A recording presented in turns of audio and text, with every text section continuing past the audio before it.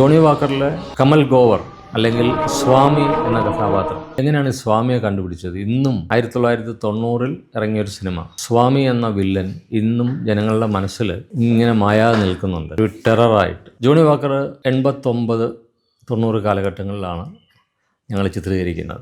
അത് ബാംഗ്ലൂരിൻ്റെ പശ്ചാത്തലത്തിലാണ് കഥയുടെ ഭൂരിഭാഗവും നടക്കുന്നത്.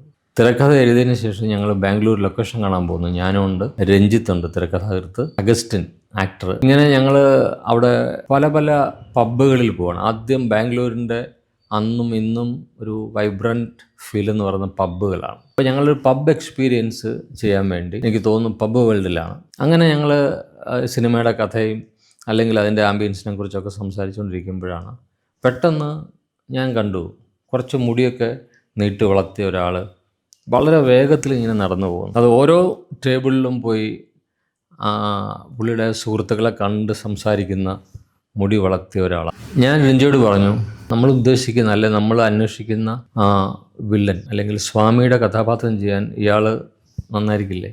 അപ്പോൾ ആ മുടി വളർത്തിയ അയാളെ കണ്ടപ്പോൾ രഞ്ജിയും പറഞ്ഞു, നമുക്കൊന്ന് സംസാരിച്ച് നോക്കാം. അയാളെ വിളിച്ചു. സ്വാമി, ഞങ്ങളുടെ മനസ്സിൽ സ്വാമിയാണ് അടുത്തേക്ക് വരുന്നത്.